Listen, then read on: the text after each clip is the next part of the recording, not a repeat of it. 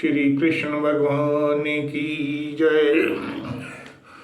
बोले सच्चे दरबार की जय। अर्थात दूसरे अध्याय का महात्म।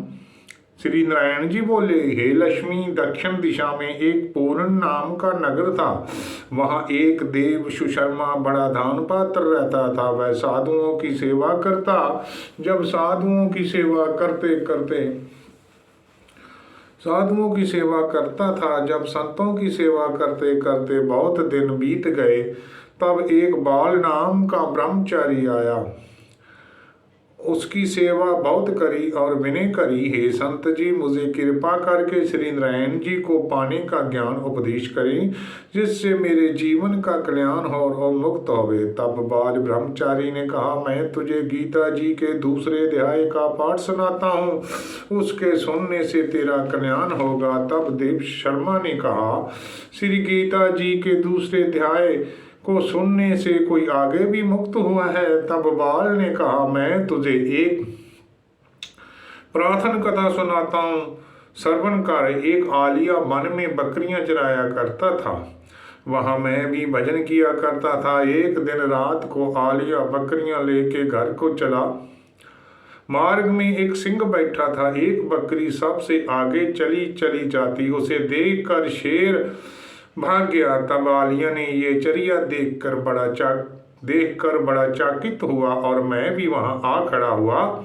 उस चरवाहे ने मुझे देखकर कहा, मैंने आश्चर्य देखा कि बकरी को देखकर शेर डरकर भाग गया है। तुम त्रिकाल यज्ञ हो, ये वृंत मुझे कैसे सुनाओ? संत ने कहा, हे आलिया, मैं तुझे इसकी पिछली वार्ता सुनाता हूँ। ये बकरी पिछले जन्म में डायन थी। जब इसका भ्राता मर गया, तब ये बड़ी डैन हुई। जिस सुंदर लड़के को देखे उसको खा लवे। और ये शेर पिछले जन्म में फंदक था। ये पक्षी पकड़ने बाहर गया और डैन भी वन में गई थी। वह डैन ने इस फंदक को खा लिया। अब वह फंदक शेर हुआ, वह डैन ये बकरी हुई। शेर को पिछले जन्म की खबर है, इसलिए बकरी को देखकर शेर ने जाना अब भी मुझे खाने आई है। तब आलिया ने कहा, मैं पिछले जन्म में कौन था? तब संत ने कहा, तुम पहले जन्म में चंडाल था। तब आलिया ने कहा, हे ब्रह्मचारी जी, कोई उपाय भी है जिससे हम तीनों इस आदम देश से छूटें? तब संत जी ने कहा, हम तुम तीनों का उद्धार करते हैं। एक वार्ता मेरे से सुनो।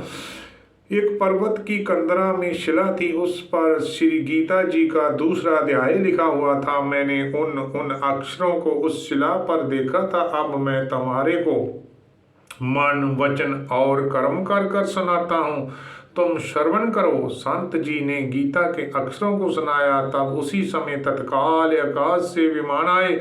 उन सब को विमान पर चढ़ाकर वैकुंठ लोग ले गए। आदम देश से छूटकर देवदयी पाई और देव शर्मा भी गीता के ज्ञान को सुनकर मुक्त हुआ। देवदयी पाकर वैकुंठ को गया। तब श्री नारायण जी ने कहा, हे लक्ष्मी, जो मनुष्य श्री गीता जी के ज्ञान को पढ़े सुने वह अवश्य मुक्ति को प्राप्त होता है। बोल श्री कृष्ण भगवान की जय। गोविंद बड़ा प्यारा, गोपाल बड़ा प्यारा, गोविंद बड़ा प्यारा, गोपाल बड़ा प्यारा, बड़ा प्यारा, गोपाल बड़ा प्यारा, गोविंद बड़ा प्यारा, गोपाल बड़ा प्यारा। बोल श्री कृष्ण भगवान की जय।